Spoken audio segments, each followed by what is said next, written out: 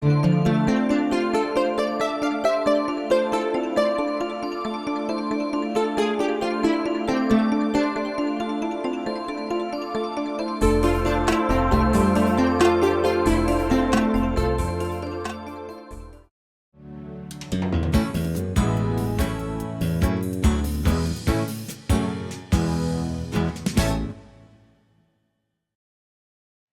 day, everyone.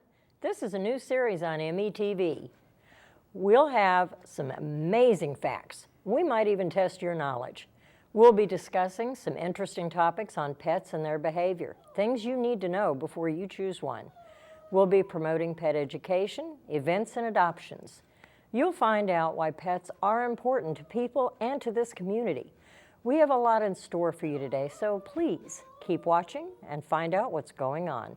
I'm your host, Kate O'Neill, and this is all about life on Paws in Manatee County. And with us today is Amy Vandell, Executive Director of the Humane Society of Manatee County. Amy, welcome to the show, and thanks for joining us today. Well, thank you, Katie. I'm quite honored to be your first guest on Life on Paws. We're glad to do it. We have a lot of interesting questions to ask you today that I'm sure our viewers are going to be wanting to know about. So how about we just jump right in? Do you mind? Okay. Amy, what is your role as an executive director at the Humane Society of Manatee County? And describe some of your duties for us. Okay. As the executive director, I'm obviously sort of the CEO of the Humane Society. We've been in existence for over 45 years at the same location, right on 14th Street West in Manatee County at 26th Avenue. There's been an interesting history of the progression from first a foster-based organization to finally actually purchasing their first little building there, the little house that we call the Cat Cottage now, to eventually purchasing the two-story building in the early 80s from a family that ran a shell shop in there and actually lived upstairs where my office is now. And it's real interesting because we actually got to meet a couple of the gals who used to live there in the 60s, went all through high school until they were about 17, 18 years old, and then their parents sold it to the Humane Society, I think in 81. As the executive director, we have a staff I'm responsible for of 24 individuals, and we have two different divisions at the Humane Society. We have our high volume, high quality spay-neuter clinic, and we also have, of course, as every Humane Society, our adoption program and shelter. So we have two different groups of folks who work very hard every day with a number of animals. Our spay-neuter clinic sees anywhere between 20 and 30 patients Monday through Friday. We are adding Saturdays as well for vaccine clinics and additional spay-neuter capacity. So we have vet techs, vet assistants, our front office staff. We have our medical director and full-time veterinarian, Dr. Julie Holyfield, who really is in charge of the clinic. And then on the shelter side, Travis Jones, and that is a woman. She always thinks she's a man, the name Travis. And she has a staff of about 11 folks who keep the animals healthy, cats and dogs, from about anywhere between 26 to 40 dogs, depending on whether we have puppies, to 30 to 60 cats. So it's quite an operation 7 days a week. Okay, so with all those staff, you have to keep very, very busy. Approximately how many animals actually come into the shelter each day? Come into the shelter each day, it depends. Okay, so there's only 3 ways that the Humane Society acquires animals to put into its adoption program. Number 1, people surrender their animals.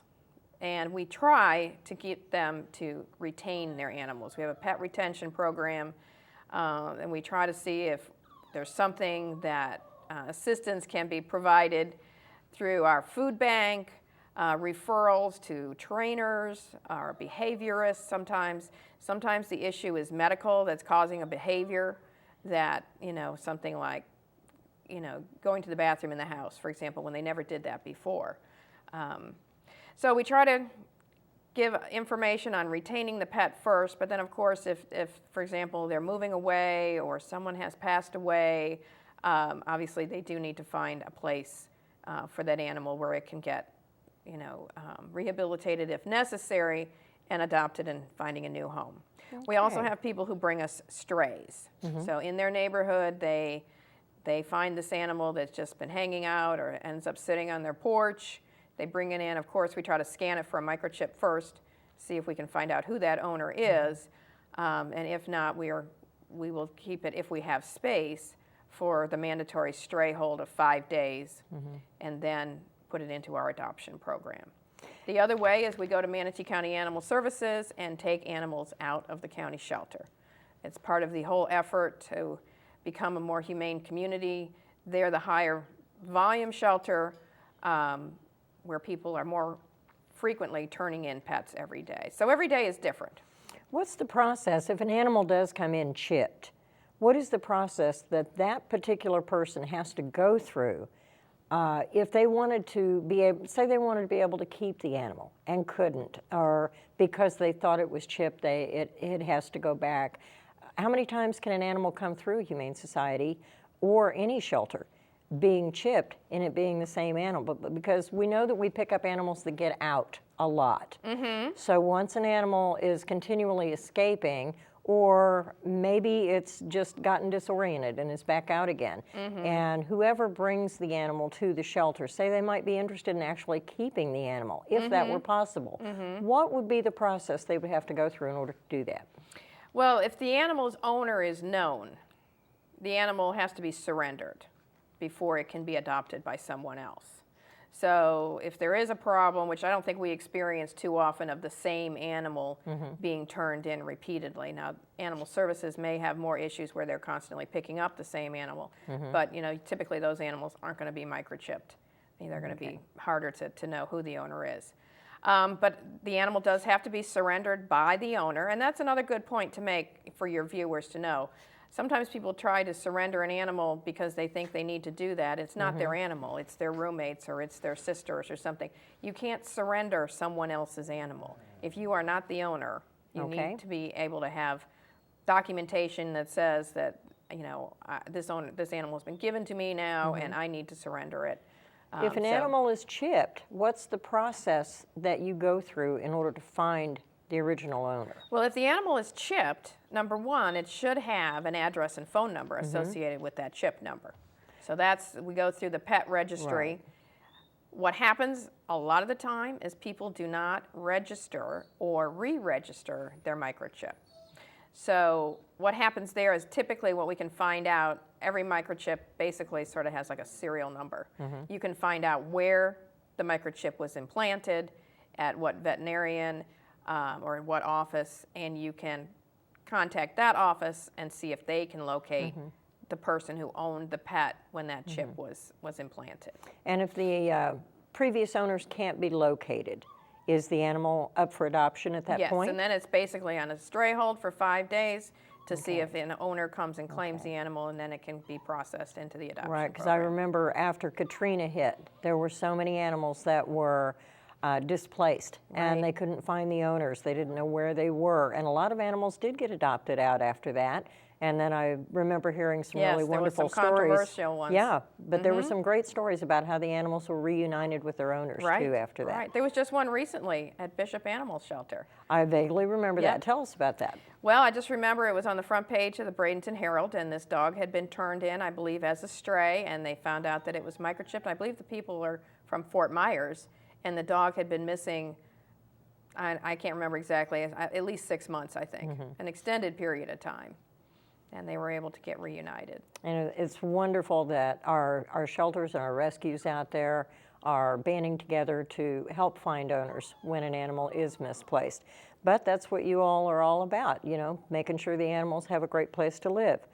At what point has the animal been at the shelter for too long? And if it has been there for too long, what happens next? For us, there's never too long. When we take an animal, we make a commitment to keep the animal unless the animal becomes terminally ill or develops aggressive behavior, bites somebody, or something like that. We've had a wonderful story just recently of a chow chow who we had for almost 2 years, 1 year and 9 months, and finally found the perfect people. And they actually saw her. Her name is Stella, which you have to say, Stella, when you see her. Oh, yeah. Online. there was some communication back and forth and back and forth. They finally came down. They lived in Spring Hill, just 2 hours away. And everybody was on pins and needles. Was this going to really work? And Stella has her perfect home. That's she needed to be wonderful. with no cats, with no other dogs. Children weren't necessarily maybe a great idea. She was definitely going to be a one-family dog, someplace where people didn't need to have a lot of other animals around.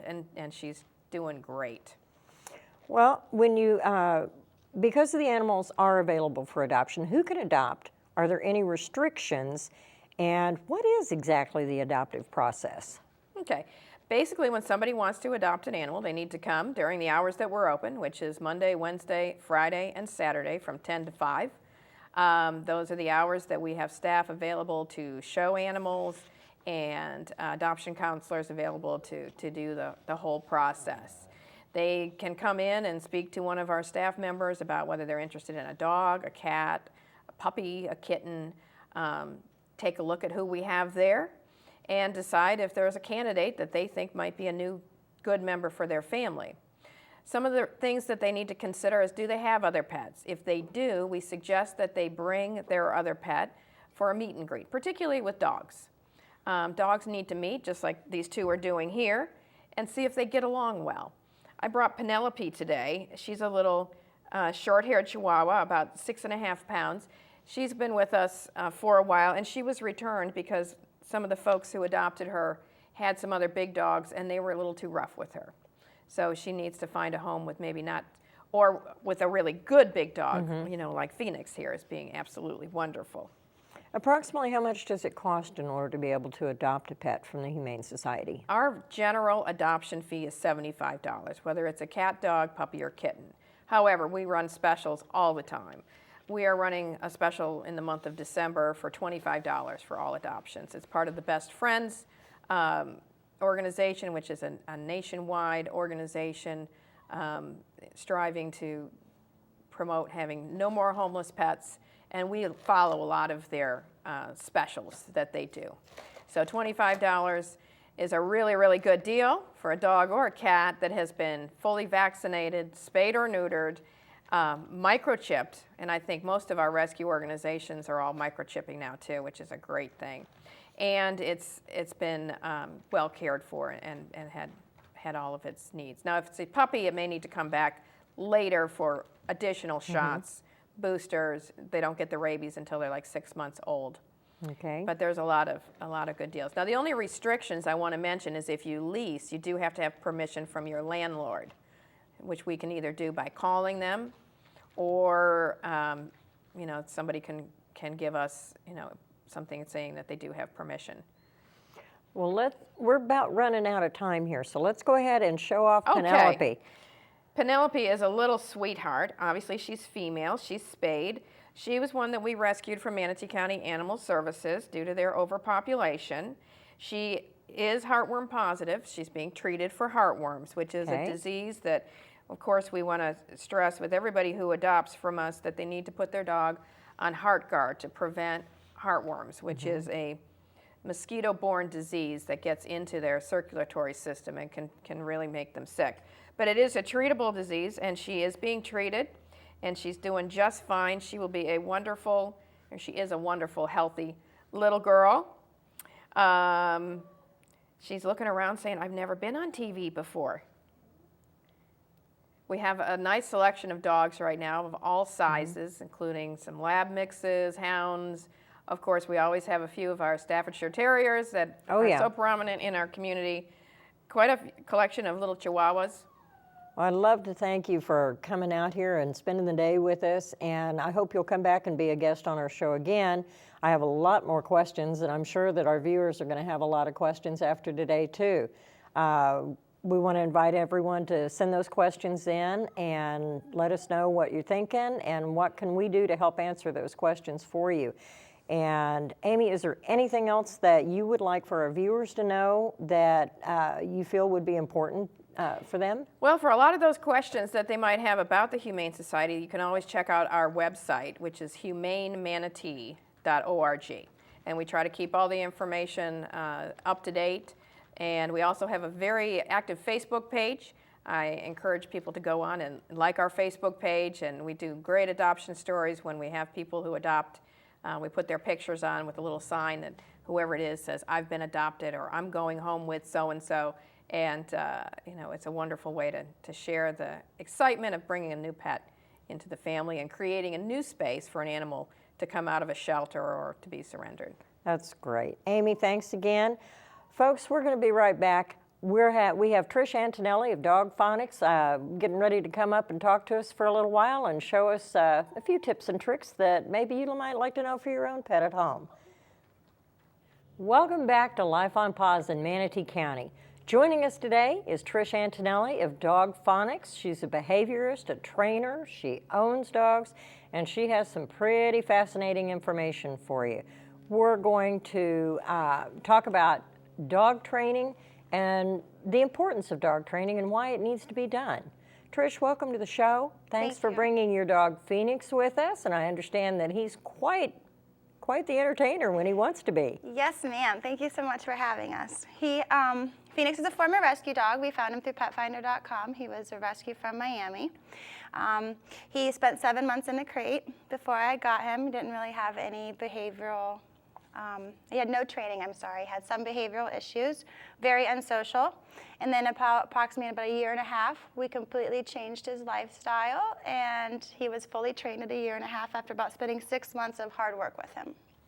That's wonderful. So he's a rock star now. I see that. He's been able to do commercial for Manatee County Recycling.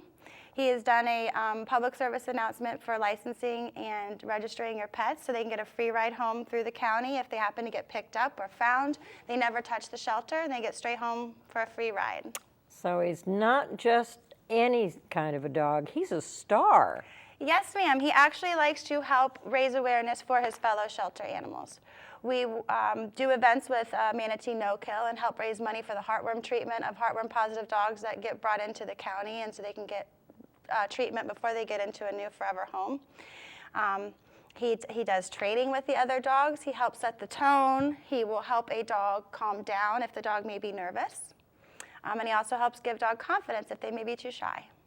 That's pretty exciting news. Well, we're going to ask a lot of silly questions today and a lot of fun questions too. One of the things that I hear more often than probably any other term is the words pack master. Can you tell us what a pack master is and why it's important? A good pack master is a benevolent boss. A benevolent boss. Benevolent boss, yes, thank you. The best way to describe a good pack leader is having control of your dog's behavior. A lot of people think being a good pack leader is equivalent to dominance or alpha, and that is not the case. A good pack leader should not come with power struggles or dominance. A good pack leader helps the dog live harmoniously with the human in the human world rather than leaving the dog to fend for itself. Okay, what you're kind of describing as a pack master is an actual human as opposed to the dog who's being the pack master. So the dog would be the alpha, the pack master would actually be the human. Yes. Okay. And in most of my cases when I am working with dogs and humans, I tell my owners that they are the alpha. A lot of times humans will allow their dogs to establish alpha positions in the rankings within their own home, and that can be quite stressful for a dog and make them lash out in ways they would not normally conduct themselves. So it creates stress. Yes, they cannot handle our world and be the bosses of what is acceptable, what is not acceptable, defining what is structure. It's too overwhelming for them. They're sensory based. It's sight, smell, and sound.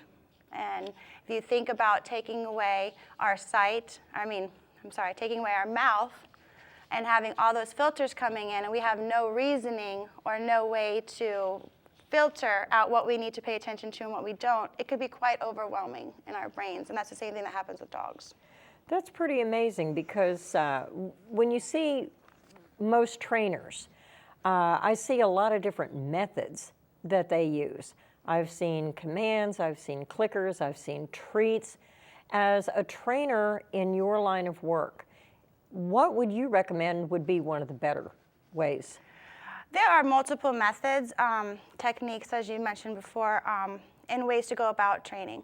You need to find out how your dog learns, what their motivations are, what is the best way to communicate with them, how they interpret information, because each dog is different. Even though you may have stereotypes or statistics that go with certain breeds, that dog may not have all those. So each dog individual and each owner as an individual needs to see what works best for them. How do they find that out? How do they actually decide what type of behavior I would their say dog look at is? the outcome you're wanting your trainer to give you. Are you wanting normal socialization skills? Is your life a busy life? Are you an active person? Are you a homebody? Are you wanting to do field work? Are you wanting to perform jobs with your dogs? Those different outcomes will help you pick a different trainer, because certain techniques can get you to a certain level, but beyond that, you kind of have to advance. And eliminate some of your aids to get a better behaved dog. How do you know what your dog is going to respond to best? Trial and error. Some dogs are very, very good with food. Some dogs have such a high prey drive, and I'm going to use food as an example because it's the most common one. Some dogs have too much of a high prey drive, and you could have a ribeye steak in your hand fully cooked to their expectations, and if there's a squirrel across the street, they want that squirrel. Good luck giving them that steak. Shiny. Yes. Shiny. We've all seen that happen Yeah, before. it happens with us. Yeah, it does. I have to agree. It does happen with us. Anytime that you get a trainer, can the trainer actually be the owner, or should they seek out a professional? You can train your own dog. It's consistency is the best key. Good conditioning. You want to reward good behavior. Do you need a professional? Not everybody does. Is it better? Yes. It's just like I know nothing about construction. I would never go into my house and just build a wall and hope that it stays up. So in my logic, I would always hire a professional. Again, it boils down to basically what you want your outcome to be through training. Should the pet parent be involved? Absolutely. I'd never train a dog without the pet parent being involved. I can get a dog to listen to me within seconds. That is not my job as a dog trainer. My job as a dog trainer is to get that dog to respond to their owner in the same manner it responds to me. So I have to work side by side with the owner. I would be doing the owner a disservice by taking that dog, training him, then not allowing them to see how I'm getting this behavior, and then just going, okay, here you go, here's your prize. Because a lot of owners, too, forget the amount of work it goes into to make that dog a well-behaved dog and a good canine member of society. At what point do you feel like you should actually acquire a trainer? What would be a trigger for a pet owner to realize they need a trainer? A good trigger would be not being able to control, even with the leash. A lot of my clients, their dogs are stronger than them, or they physically just aren't getting through to their dog, and they've tried multiple methods. A lot of my phone calls come in with the tale of, it's either you or the dog. Well, don't wait that long. That's how they end up in the shelters. Yes, train them before they get to that point. Don't get so fed up to where you're like, I need to have a trainer or the dog's going away. I've not met a dog yet that cannot learn. Case in point, I believe that you are the owner of a very special dog that was given up as a hopeless cause. Yes, ma'am. You want to tell us a little bit about that? Yes, my man Axel. Axel was discovered in Manatee County approximately 2 years ago, I think now. Statements have said that he was hit in the head with an axe. He was trained fighting dog. He was very unsocial. When he saw another dog, he thought that that was his job, was to survive, was to kill. So many community influences have thought maybe this dog would not be a good candidate for even possibly retraining. Some people in my lovely little network suggested that I go meet Axel, and I went to Beach Vet and I had asked if I could meet them. Animal No Kill had approached me with the concept of training him as well. And he was going to get put down because of the case was so severe. Nobody could really hold on to him. He was a very, very strong dog. And he would fight with the normal techniques of your correction and things like that. Like it would set him off and make him more agitated because he was manhandled so much. But we spent about a good 6 months conditioning all of his new behaviors, introducing him to dogs, having him around children, changing, taking out the fight to survive thought in his brain and teaching him that he did not have to do that to live and that life did not have to be that stressful. After about 1.5 years, he is an amazing dog. He sits with other dogs. We've had him near cats, other little rodents, maybe like mice and little things that you would not normally think a dog could handle. But he does very, very well. And it's just a matter of showing him that he doesn't have to get to that anxiety level to where prey drive turns into over obnoxious behavior that could get him in trouble. Mm-hmm. Now, Axel has actually done some traveling with you too, hasn't he? Yes, Axel now goes into rehab facilities actually. And because of his story, he helps rehab patients who may not feel the need to continue going or feel the need to want to do therapy. He will motivate them because of what his experience was in life, and he's still going. He still loves humans, he still tries, and he ended up having a very good life. So it helps motivate people going through similar things in life that may be stopping them from doing what they want to do. I've always said there are no bad dogs, but there are a lot of bad owners. We tend to get in the way. We do. A lot of times when I hear my dog can't do this or my dog will never do that, it's only because they haven't been given the opportunity or been taught correctly how to handle themselves in that position. In my profession, I do get bit. When I get bit, I don't get mad at the dog. I get mad at the owners because the owners did not instill enough confidence into that dog to teach the dog that they did not have to react with their mouth. A dog doesn't have a voice. All they can go is a growl or any other body language, and if we don't pay attention to that, next comes the teeth. And unfortunately, they don't have a voice to go, hey, you're agitating me or frustrating me. When someone is actually going to hire a trainer, no paid trainer is going to be dirt cheap. But in that process, are there ways that an owner that might not have the resources for extensive training could obtain your services or another trainer's services at a method that they might be able to afford? Are there other ways to go? Absolutely. There are great videos and great books out there by numerous professionals in my profession with great, great tips. There are many, many. You can get very far with just correctional and treat training and using confident and, I'm blanking, I'm sorry. All right, let's go solid on. body language. I'm thinking.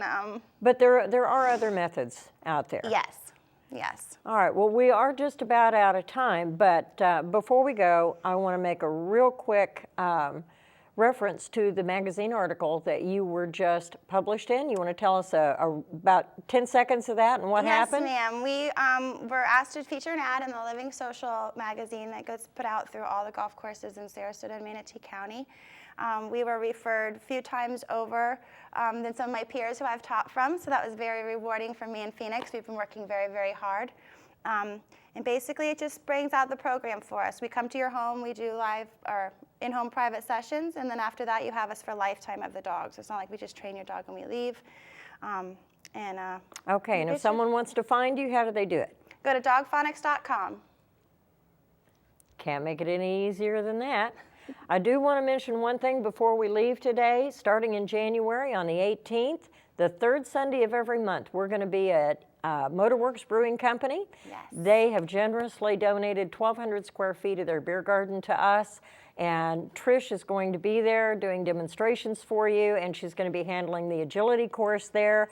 So we want to make sure that everyone is invited, come out, and this is going to be the third Sunday of every month, all next year. And you do not need to have any agility experience to come out and try. None necessary. That's wonderful. Because there's some basics that some folks need to learn, and you're Yes. going to be able to show those to them there.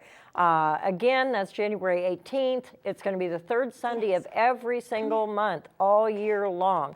We're also going to have pet supermarkets out there joining us with pet information, and we're going to be able to feature a different shelter every single month, and all the monies that are donated that day are going to go to those shelters specifically. So we hope to see you noon to 5 on the third Sunday of every month next year. Trish, thanks so much for coming and bringing Thank you Phoenix for with having you us. today. That's great. Folks, that's all the time we have today on today's show. We hope you've had fun, learned something in the process. Remember to spay and neuter and license your pets. Adopt or foster, because they are God's way of showing man what unconditional love looks like. We look forward to seeing you back here next time for more fun, facts, and important information. Once again, I'm your host, Kate O'Neill, and thank you. This is METV for helping make this show possible.